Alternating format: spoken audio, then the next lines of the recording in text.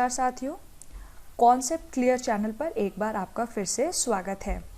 अभी जैसे कि हमको पता चला है कि इंडिया को एक और साइक्लोन ने हिट किया है and that is the Yas cyclone. इससे पहले ताउते साइक्लोन ने इंडिया को हिट किया था। तो यास और ताउते दोनों ही हमारे ट्रॉपिकल साइक्लोन्स थे। तो इन दोनों को देखते हुए हमें लगा कि आपके साथ ट्रॉपिकल साइक्लोन्स को डिस्कस करना चाहिए कि आखिर ये ट्रॉपिकल साइक्लोन्स क्या होते हैं। तो सबसे पहले हम डिस्कस करेंगे साइक्लोन यास के बारे में, एक बेसिक सा इंफॉर्मेशन लेंगे। इसके बाद हम डिस्कस करेंगे इस लेक्चर में कि इनकी जो इंटेंसिटी स्केल बताया जाता है कि ये एक्सट्रीम सीवियर साइक्लोनिक स्टॉर्म्स हैं या सिर्फ मात्र ये एक डिप्रेशन है या क्या है, तो ये कैसे बताई जाती है, इनकी इंटेंसिटी हम कैसे पता करते हैं और कौन ये बताता है, इसको हम डिस्कस करेंगे। इसके अलावा हम देखते हैं कि जो साइक्लोनिक नेम्स होते हैं वो बहुत ही यूनिक होते हैं। जैसे इससे पहले ताउते था, अब इसका नाम यास है। इससे पहले भी बहुत यूनिक से साइक्लोनिक नेम्स हमें सुनने को मिलते रहे हैं। तो वो नाम इनको कैसे दिए जाते हैं, इसके पीछे क्या प्रोसीजर होता है, वो हम डिस्कस करेंगे। और बात करें अगर ट्रॉपिकल साइक्लोन्स की, तो ऐसी क्या कंडीशंस होती हैं जिनकी वजह से ट्रॉपिकल साइक्लोन्स डेवलप होते हैं और बेसिकली इनके पीछे क्या मैकेनिज्म होती है जिसको कि हम बोलते हैं साइक्लोजेनेसिस। तो वो साइक्लोजेनेसिस कैसे होती है, साइक्लोन्स बेसिकली कैसे बनते हैं, उनको भी हम डिस्कस करेंगे। इसके अलावा अभी हमने देखा था कि जो हमारा साइक्लोन था, ताउते साइक्लोन था, उसने हमारे वेस्टर्न कोस्ट को हिट किया था। ओके, और ये जो हमारा साइक्लोन है यास, इसने हमारे ईस्टर्न कोस्ट को हिट किया है। तो ये कैसे होता है और क्या क्या इनमें डिफरेंस है, तो इस चीज़ को भी हम आगे लेक्चर में डिस्कस करेंगे। तो सबसे पहले हम बात करते हैं साइक्लोन यास की। इस बार का एक और साइक्लोन यास जिसने हिट किया इंडिया को, और ये हमारा फॉर्म हुआ था basically north Andaman sea and the adjoining east central bay of Bengal. ठीक है, मतलब कि ये आपका बेसिकली हम देखें तो बे ऑफ बंगाल में ये अराइज हुआ। और इसने कौन कौन सी स्टेट्स हिट की थी, ये आपका उड़ीसा, वेस्ट बंगाल और कुछ इफेक्ट इसका मेघालय पर भी। आंध्रा को उतना ज़्यादा ये टच नहीं कर पाया था। तो फिर बेसिकली इसका इफेक्ट हमारा यहाँ पर on the eastern coast of the India पे रहा। वैसे भी इंडिया की कोस्टल लाइंस बहुत ज़्यादा बड़ी है, तो फिर इंडिया में साइक्लोन्स का जो खतरा है वो हमेशा ही मंडराता रहता है। और बेसिकली हमने ये भी देखा है कि साइक्लोन्स जो हैं मेनली वो प्री मानसून टाइम में ज़्यादा हमें हिट करते हैं। वो जब हम साइक्लोजेनेसिस पढ़ेंगे तो उससे हमें पता चल जाएगा कि प्री मानसून टाइम में ही साइक्लोन ज़्यादा क्यों आते हैं। ठीक है, इस साइक्लोन को की इंटेंसिटी बताई गई कि ये एक्सट्रीमली सीवियर साइक्लोनिक स्टॉर्म था। क्यों था, वो डिपेंड करा था इसकी विंड की स्पीड पर। इसकी स्पीड थी अराउंड 165 किलोमीटर पर आवर से होते हुए ये 185 किलोमीटर पर आवर या इसके अराउंड इसकी स्पीड रही थी। ठीक है, क्योंकि साइक्लोन जब स्टार्ट होता है तो वो ओशन से या वाटर से अपनी एनर्जी गेन करते करते करते स्पीड अपनी इंटेंसिटी बढ़ाता है, और एक बार जब वो किसी भी कोस्टल एरिया को या प्लेन्स को या लैंड को वो टच कर जाता है तब उसकी इंटेंसिटी ख़त्म हो जाती है, उसकी एनर्जी ख़त्म हो जाती है। तो उसी टाइम पर देखा जाता है कि उसकी विंड की स्पीड कितनी रही और उसके बेसिस पर ही उसकी इंटेंसिटी मेजर की जाती है। ठीक है, अब ये कैसे होती है वो भी अभी हम नेक्स्ट स्लाइड में देखेंगे। और इसने हैवी रेनफॉल करी थी वेस्ट बंगाल एंड उड़ीसा में, जैसा कि मैंने अभी आपको बताया। ओके, तो अभी हम बात कर रहे थे इसकी साइक्लोन इंटेंसिटी स्केल पर। तो जो हमारा IMD है, इंडियन मीटरोलॉजिकल डिपार्टमेंट जो है, वो डील करता है everything related to the meteorology and other associated fields of study. ठीक है, अब यहाँ पर ये भी क्वेश्चन उठता है, हो सकता है बहुत से लोगों को ये भी डाउट हो कि आखिर ये मीटरोलॉजी क्या होता है। तो ये वो साइंस होती है जो डील करता है with the phenomena related to the atmosphere, weather ये वेदर फोरकास्टिंग हो, वेदर हो, सीस्मोलॉजी हो, जियोलॉजी, इन जैसे सारे फिनोमेनाज में ये डील करता है। ये हमारा, आप ये एक चीज़ आप याद रख सकते हैं कि मिनिस्ट्री ऑफ अर्थ साइंसेस के अंडर में IMD जो है आपकी वो वर्क करती है। ये कभी पूछा भी जा सकता है आपसे कि IMD works under which ministry, तो वो आपको याद रखना है कि ministry of earth sciences. Okay और इसका जो स्टैब्लिशमेंट है that is before independent era, that is 1875। तो ये भी आप याद रख सकते हैं कि ये बहुत ही पुरानी हमारा एक ऑर्गेनाइजेशन है। ओके तो ये बात हो गई IMD की, जो कि डिफाइन करता है ट्रॉपिकल साइक्लोन की इंटेंसिटी को। अब ये जो स्केल है वो इन्होंने 7 कैटेगरीज में डिवाइड किया है, इन्होंने 7 टाइप्स में डिवाइड किया है, 1 to 2। तो अगर हम नीचे से चलेंगे तो डिप्रेशन से सुपर साइक्लोनिक स्टॉर्म तक इन्होंने ये डिफाइन किया है। अभी हमारा ये जो दोनों ही साइक्लोन थे, चाहे अभी हम ताउते की बात करें या फिर यास की बात करें, दोनों ही हमारे एक्सट्रीमली सीवियर साइक्लोनिक स्टॉर्म थे। दोनों की ही स्पीड लगभग 220 किलोमीटर पर आवर के आसपास थी या उससे थोड़ा सा ही नीचे थी। ओके तो ये आपको पता चल गया कि इनकी जो इंटेंसिटी है वो हम कैसे डिफाइन करते हैं, कैसे बोलते हैं कि ये सिर्फ एक्सट्रीमली सीवियर साइक्लोनिक स्टॉर्म था या वेरी सीवियर साइक्लोनिक स्टॉर्म था। That is based upon the speed of the wind. Okay इसके बाद आता है इसका नाम। इसका नाम यास कैसे पड़ा, कैसे हमने बोल दिया कि ये यास साइक्लोन है, ये ताइतो साइक्लोन है या ये कुछ और है। तो इसका जो नेम यास था वो बताया गया था कंट्री ओमान ने, ठीक है। And it refers to the tree with a good fragrance. एक ट्री का नाम पर ये नाम लिया गया है यास, जिसमें कि बहुत ही अच्छी खुशबू आती है। और अगर हम इंग्लिश में इसको ट्रांसलेशन करें तो जैस्मिन, जिस एक पौधा होता है जिसमें कि बहुत अच्छी खुशबू आती है, उससे ये कॉरस्पॉन्ड कर सकते हैं हम इसको। और बोला जा रहा है कि इसके बाद इस इंडियन ओशियन में जो भी साइक्लोन आएगा उसका नाम रखा जाएगा गुलाब, जो कि नाम किसने दिया है, पाकिस्तान ने दिया है, ठीक है। तो ये नाम हमें पहले से ही कैसे पता होते हैं कि ये साइक्लोन का नाम यास था, इसके बाद नेक्स्ट आएगा वो गुलाब होगा, इसके बाद कोई और नेक्स्ट आएगा तो उसका ये नाम होगा और ये कंट्री इसका नाम रखेगा। तो उसके पीछे का प्रोसीजर ये है कि हमारा जो वर्ल्ड है, ठीक है, वर्ल्ड मीटरोलॉजिकल ऑर्गेनाइजेशन जो है उसने हमारे पूरे वर्ल्ड को 6 RSMCs में यानी रीजनल स्पेशलाइज्ड मीटरोलॉजिकल सेंटर्स में डिवाइड कर रखा है। ओके आपके ये पूरा वर्ल्ड इसमें डिवाइडेड है। इन्हीं 6 RSMCs में से एक है आपका IMD, ठीक है। तो इस IMD को ये एक दी गई है रिस्पॉन्सिबिलिटी कि अपने आसपास का जो रीजन है, अपनी जो एडजॉइनिंग कंट्रीज़ हैं, उनके साथ आप मिलकर एक लिस्ट आप प्रिपेयर कीजिए अपने रीजन की। तो उसके बेसिस पर फिर वो नाम हम यूज़ करेंगे अपने आने वाले साइक्लोन्स में।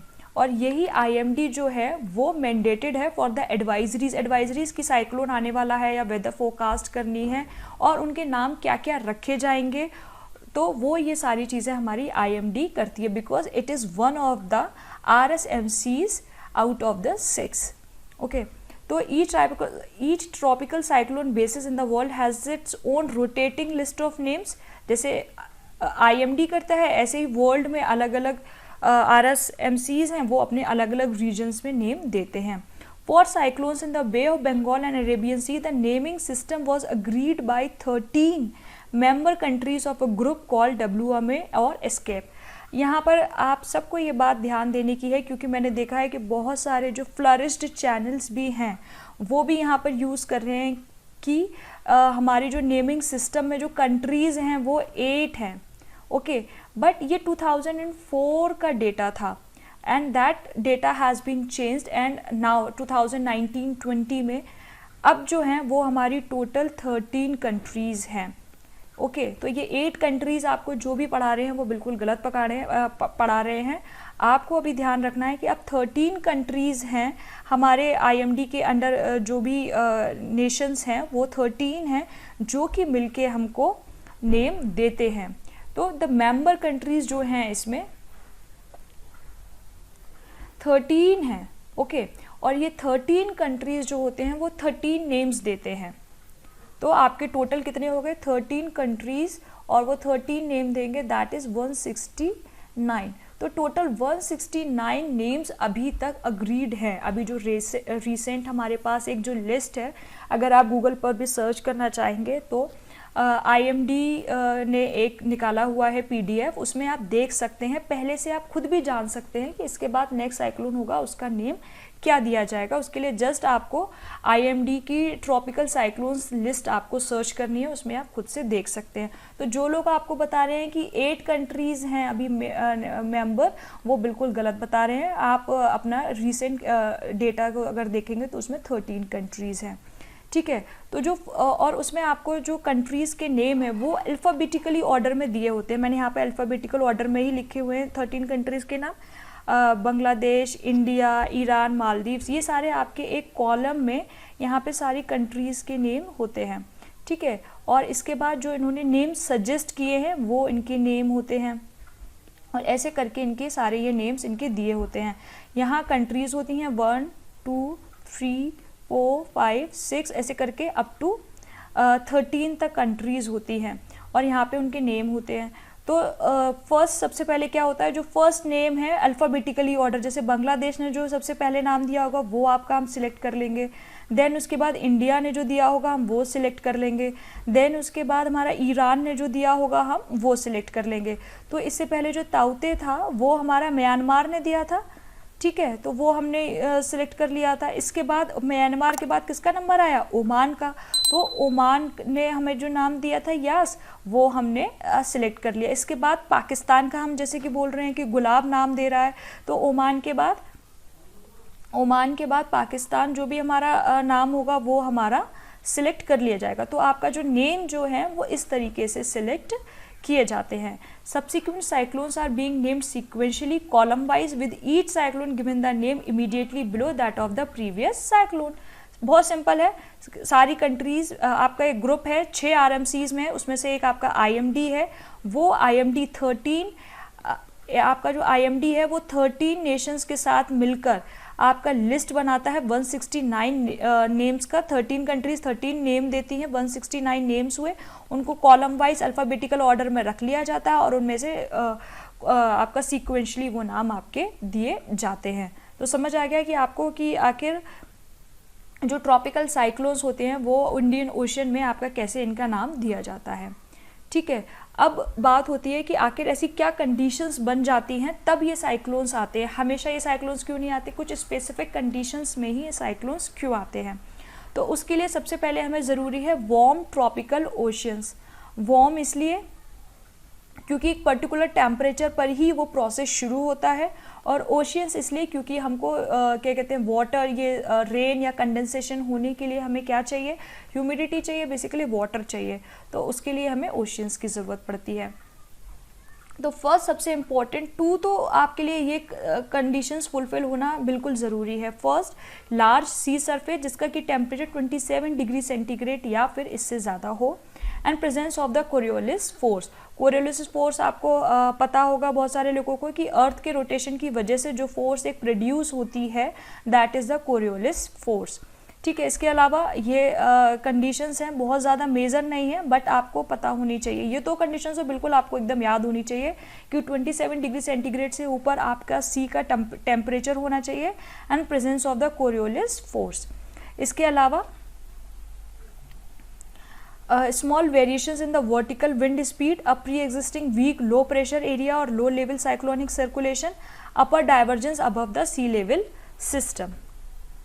इसके अलावा यहाँ पर हमने ये डिस्कस किया है पूरा कि कैसे आपके ट्रॉपिकल साइक्लोन्स फॉर्म होते हैं। तो इसके लिए सबसे पहले तो difference of temperature between 2 regions. यहाँ पे 2 रीजन्स क्या हो गए, एक तो आपका ओशियन हो गया, ओके, एक आपका ओशियन हो गया, एक आपका हो गया अर्थ, लैंड हो गई। तो इन दोनों के बीच में हम देखते हैं जैसे हमारी गर्मियाँ ख़त्म होती हैं तो उस टाइम पे टेम्परेचर आपका बहुत ज़्यादा बढ़ जाता है। मानसून तब तक आया नहीं होता है लेकिन उसके बाद आने की शुरू होता है, जून तक इंडिया में तो पहुंचता है। तो वहाँ पे जो हमारे टेम्परेचर है वो हमारा राइज होना शुरू हो जाता है आफ्टर समर्स, तो उसकी वजह से कन्वेक्शन एयर में सेट हो जाता है। अब सबको पता है कि जब आपका कोई भी एरिया वार्म हो जाता है तो वहाँ के आसपास की जो एयर है वो वार्म हो जाती है, तो हल्की हवा हल्की हो जाती है, और हल्की हवा हमेशा क्या होती है, ऊपर उठती है, तो जिसकी वजह से क्या हो जाता है, लो प्रेशर एरिया क्रिएट हो जाता है। जब कोई चीज़ ऊपर उठ जाएगी तो वहाँ पे क्या क्रिएट हो जाएगा, लो प्रेशर एरिया। और उस लो, और कोई भी एरिया आपका खाली तो रहेगा नहीं, तो जो आपकी कोल्ड एयर है, ओके, तो जो आपकी कोल्ड एयर है उस एम्प्टी स्पेस को फिल करने के लिए नीचे आती है, तो इसलिए हमारी जो high pressure to low pressure आपका सेट हो जाती है डायरेक्शन एयर की। ठीक है, वही बात हमने यहाँ पे करी है कि वार्म एयर राइज करती है, cool and the water vapour condenses to form clouds, the bigger water drops in the cloud fall to the ground as a rain, hail or snow, falling water droplets and rising air move vigorously to produce thunderstorm. इसको हम नहीं भी समझेंगे तो हम lemon terms में ये समझ लेते हैं कि जैसे आपकी हॉट एयर ऊपर राइज करती है और कोल्ड एयर आपके नीचे जाती है, तो उससे एक आपका लो प्रेशर क्रिएट हो जाता है। ठीक है, ये तो आपने पता कर लिया है कि लो प्रेशर के ही अराउंड हमारा ट्रॉपिकल स्टॉर्म बनता है। लेकिन एक और चीज़ है कि ये जो आपको साइकिल सी दिख रही हैं, ये आपको कैसे बनती है, तो उसमें आपका आता है रोल कोरियोलिस फोर्स का। ठीक है, क्योंकि सबको पता है कि कोरियोलिस फोर्स जो है हमारी नॉर्दर्न हेमिस्फीयर में किस तरफ होती है, टुवर्ड्स द राइट। ठीक है, वो आपकी राइट डायरेक्शन में, टुवर्ड्स राइट डायरेक्शन में चलती है। तो दूसरी विंड जो होगी वो आपकी इस डायरेक्शन में होगी अगर इधर राइट है तो इसकी वजह से क्या होता है, और लो प्रेशर हमारा यहाँ पर वो क्रिएट है, तो जिसकी वजह से ये आपकी जो विंड में आपका स्वर्ल आता है। ठीक है, विंड आपकी इस तरीके से घूम रही है और इन्हीं विंड के रोटेशन की वजह से ही आपका जो डायरेक्शन है वो क्या हो जाता है, एंटी क्लॉकवाइज। ओके, तभी बोला जाता है जो ट्रॉपिकल साइक्लोन्स हैं वो आपके किस डायरेक्शन में फॉर्म करते हैं, एंटी क्लॉकवाइज। तो वो आपके एंटी क्लॉकवाइज डायरेक्शन में वर्क करते हैं।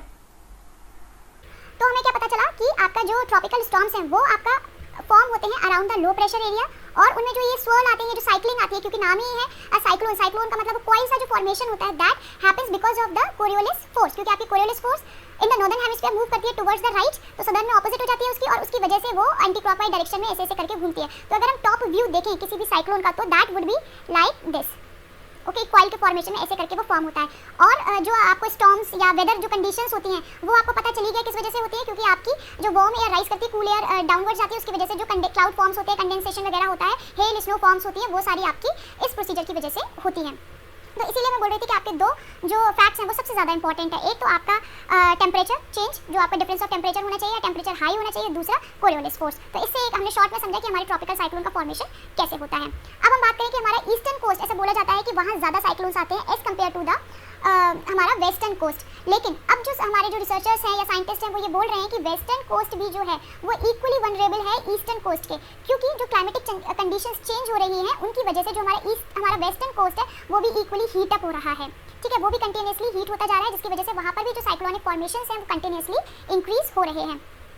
ओके, और beside Arabian sea is colder than the bay of Bengal. ये ऐसा माना जाता था कि हमारा जो अरेबियन सी है वो थोड़ा सा ठंडा है as compare to the bay of Bengal, जिसकी वजह से वहाँ पे जो फॉर्मेशन है साइक्लोनिक सिस्टम का वो इनहिबिट रहता था कैसे भी। लेकिन अब जो है वो कंडीशन धीरे धीरे चेंज हो रही है और वहाँ पर भी साइक्लोनिक फॉर्मेशन हो रहा है। इसके अलावा बे ऑफ बंगाल पे असर किसका पड़ता था, जो टाइफून्स वगैरह स्टार्ट होते थे नॉर्थ वेस्ट पैसिफिक ओशन पे, साउथ चाइना सी वगैरह से, उनका भी इफेक्ट बे ऑफ बंगाल में पड़ने की वजह से वहाँ पर फॉर्मेशन जो है वो ज़्यादा होती थी, और अपने आप में भी बे ऑफ बंगाल थोड़ा सा हीटअप ज़्यादा रहता है। ओके, तो ये इसलिए आप ये कंडीशन दे सकते हैं कि जो ईस्टर्न कोस्ट है वो इंडिया का बहुत ज़्यादा वल्नरेबल है। लेकिन आपको ये भी याद रखना है कि अब क्लाइमेटिक कंडीशंस की वजह से चेंजेस आ रहे हैं।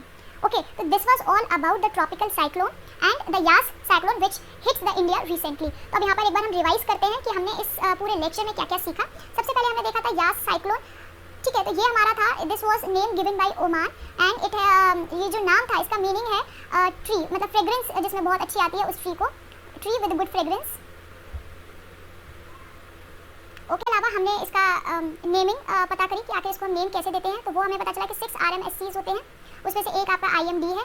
ठीक है, जिसमें कि आपकी 13 कंट्रीज़ हैं, इनके ग्रुप में 13 नेशंस हैं जो कि आपको 13 नेम सजेस्ट करती हैं और जिनको कि अल्फ़ाबेटिकली सीक्वेंशली अरेंज किया जाता है और उनको एक एक कॉलम वाइज वो नेम आपका हर साइक्लोन के नाम पर दिया जाता है। इसके बाद हमने डिस्कस किया कि ट्रॉपिकल साइक्लोन्स क्या होते हैं और उनके लिए फेवरेबल कंडीशंस क्या होती है। सबसे पहले हमने वो डिस्कस किया, ट्रॉपिकल साइक्लोन्स हमारे होते हैं जिनके लिए हमें फर्स्ट कंडीशन चाहिए होती है 27 degree centigrade temperature greater than और इक्वल टू टेम्परेचर चाहिए होता है, और सेकंड एक इंपॉर्टेंट है कि कोरियोलिस फोर्स भी हमें चाहिए होती है। ठीक है, इसके बाद इनका फॉर्मेशन कैसे होता है कि जब इस टेम्परेचर पर आपका सी है वो बहुत हीटअप हो जाता है, तो वहाँ पर आपका क्या है, एक लो प्रेशर क्रिएट हो जाता है, और कोरियोलिस फोर्स की वजह से, ये डायग्राम से आपको इसका जो एंटी क्लॉकवाइज डायरेक्शन को याद रखने में हेल्प मिलेगा, जो विंड है वो आपकी एंटी क्लॉकवाइज डायरेक्शन में आपकी मूव करना शुरू कर देती है, और इस तरीके से आपका ये साइक्लोन जो है वो फॉर्म हो जाता है। और लो प्रेशर क्रिएट होने की वजह से आपका जो कंडेंसेशन या अदर जो वेदर फिनोमिना है वो आपका हैपन होना शुरू हो जाते हैं। ठीक है, फिर इसके बाद हमने बात करी कि जो ईस्टर्न कोस्ट है उस पर जो है वो हमारे साइक्लोन ज़्यादा क्यों होते हैं। वो ज़्यादा इसीलिए होते हैं क्योंकि ईस्टर्न कोस्ट पर आपका जो पैसिफिक ओशन का जो वेस्टर्न पैसिफिक ओशन का जो इफेक्ट है वो भी आता है। उसके साथ ही साथ आपका माना जाता है कि जो बे ऑफ बंगाल है वो कंपैरेटिवली आपका क्या है, हॉटर है। लेकिन आपको यहाँ पर ये भी याद रखना है, अगर ये भी स्टेटमेंट आता है कि रिसेंटली ईस्टर्न और वेस्टर्न कोस्ट पर साइक्लोन की जो एक्टिविटी है वो लगभग बराबर होती जा रही है, तो आपको ये भी ट्रू करना पड़ेगा क्योंकि चेंजिंग क्लाइमेटिक कंडीशंस की वजह से आपका इन दोनों में जो है वो सिमिलैरिटीज आ रही हैं। ठीक है, तो this was all about the recently happened Yaas cyclone and tropical cyclones also. So अगर आपको ये लेक्चर अच्छा लगा और आप चाहते हैं कि ऐसे ही कॉन्सेप्चुअल लेक्चर्स आपके साथ हम शेयर करते रहें, तो प्लीज़ इस लेक्चर को लाइक ज़रूर कीजिएगा और शेयर कीजिएगा अपने फ्रेंड्स के साथ, और इस चैनल को सब्सक्राइब करना तो बिल्कुल मत भूलिएगा। मिलते हैं आपसे एक अगले लेक्चर में। Thank you.